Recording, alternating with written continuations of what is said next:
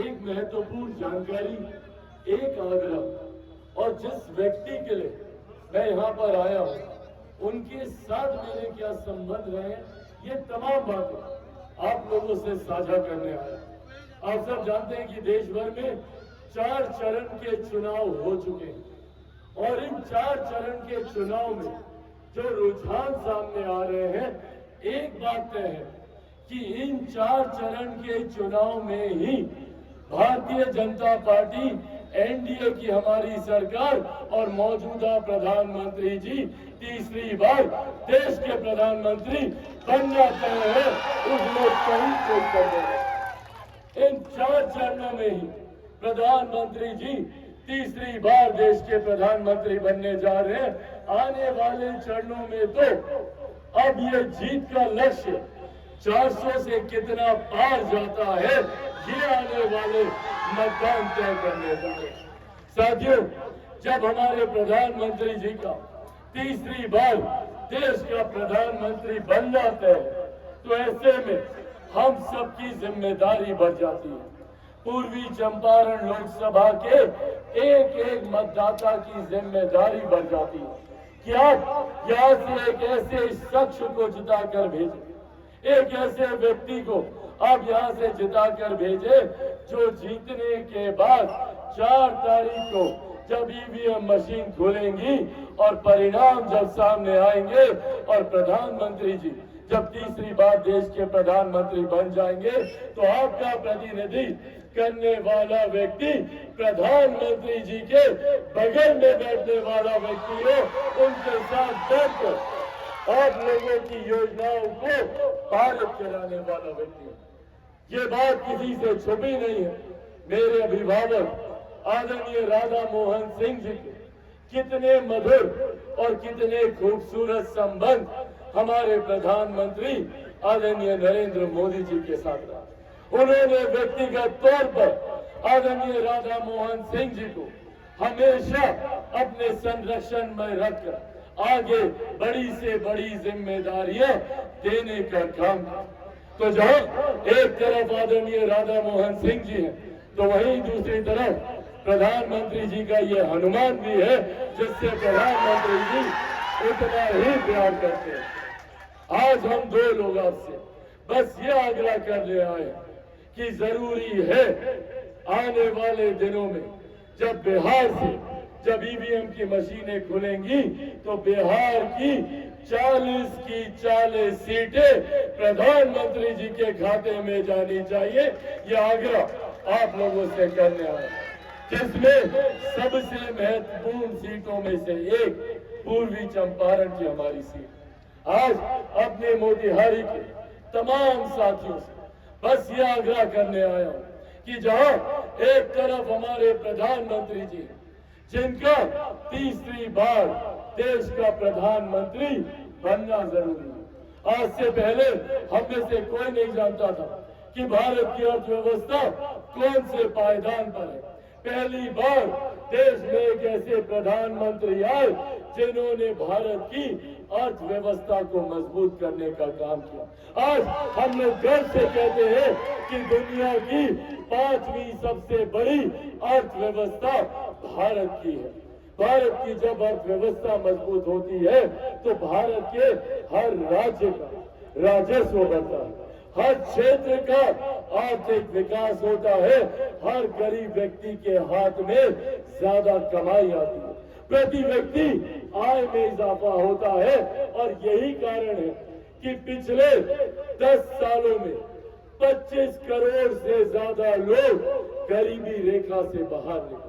हमारे प्रधानमंत्री जी ने लक्ष्य रखा है कि 2047 तक भारत को एक विकसित देश बनाना है।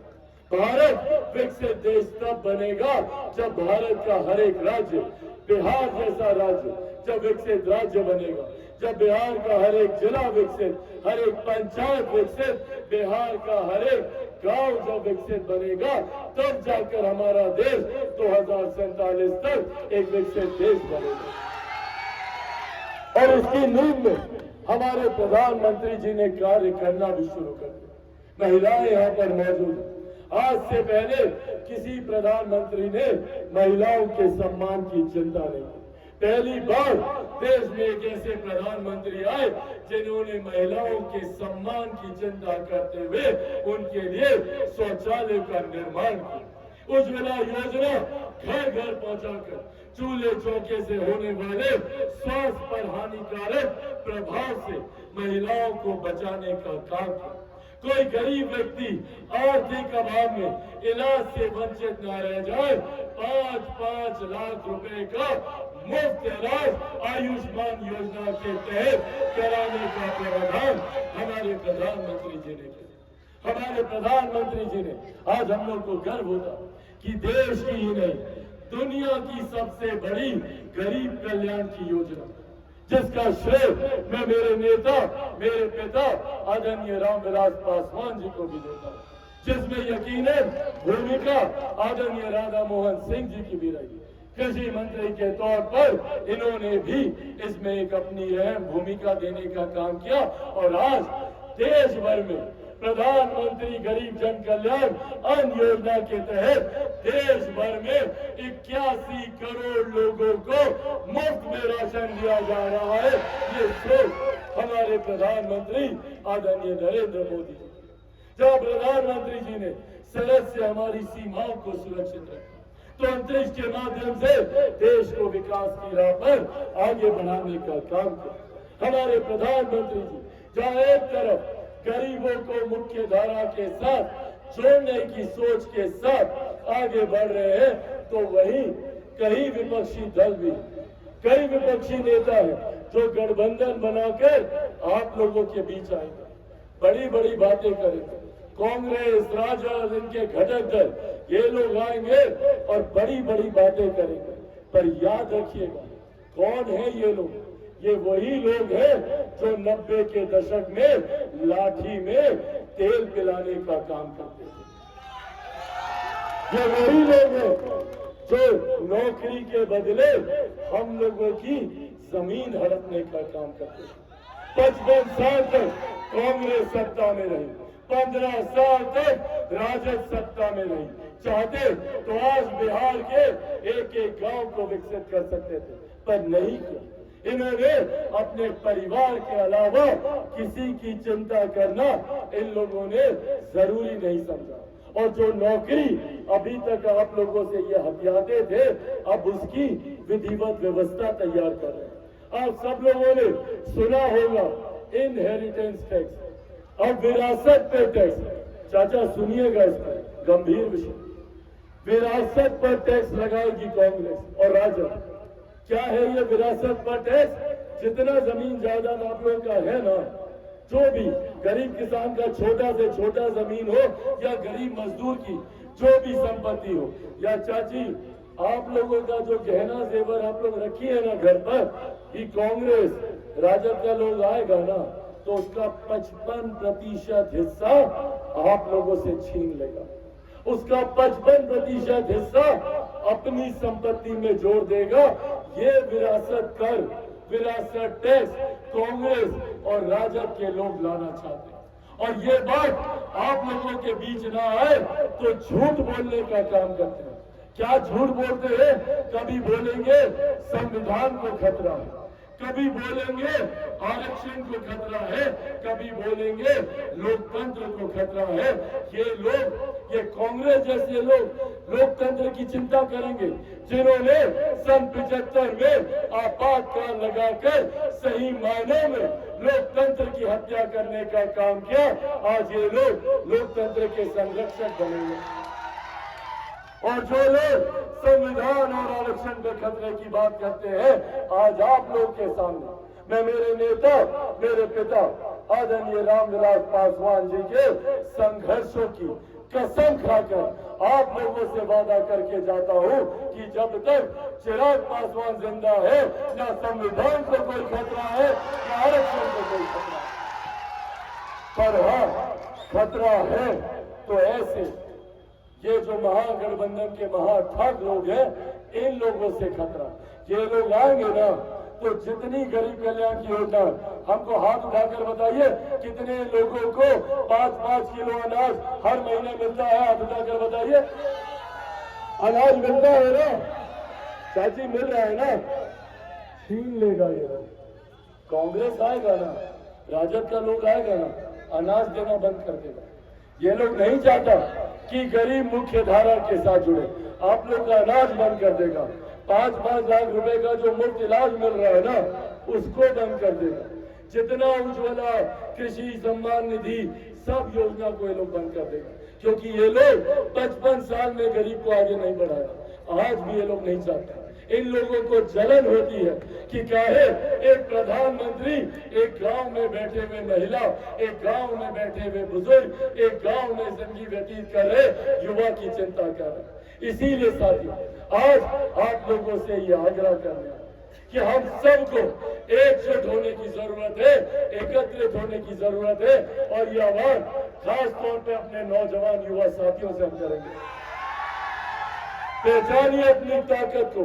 65% आबादी देश में युवाओं की ऐसी है जिनकी आयु 35 वर्ष से कम है।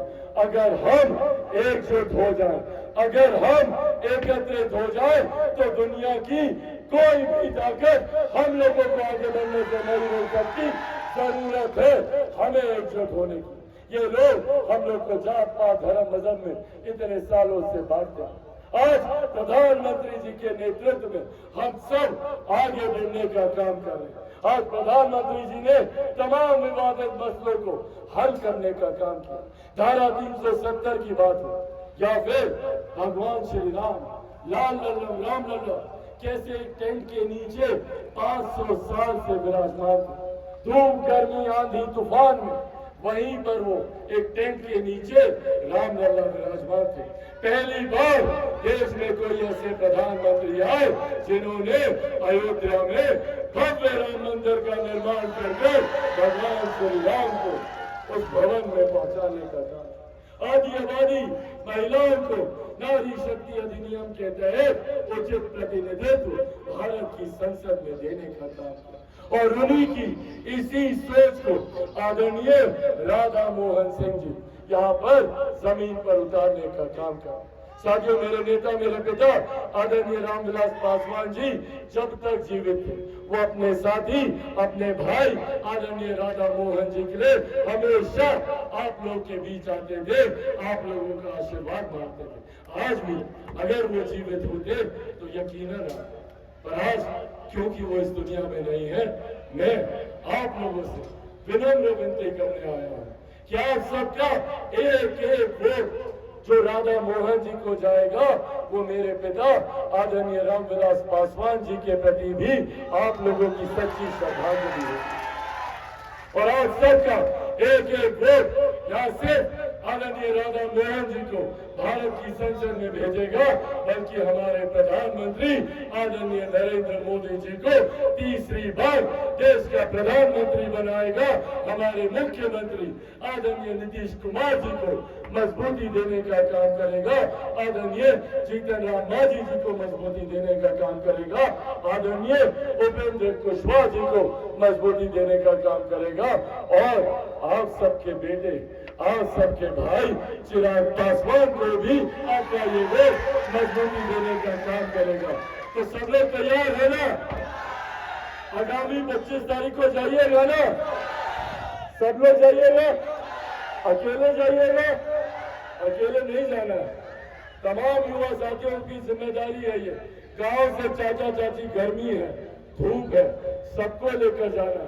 चाचा चाची, दादा दादी, नाना बुजुर्ग, सबको लेकर जाना। जिम्मेदारी निभाइएगा ना?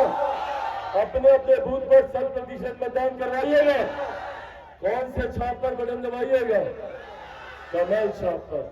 कमल छाप पर बटन दबाकर आदरणीय राधा मोहन जी को जिताकर भेजिए। आप लोगों की सबसे बड़ी ये योगदान हमारे प्रधानमंत्री जी को प्रधानमंत्री बनाने में होगा।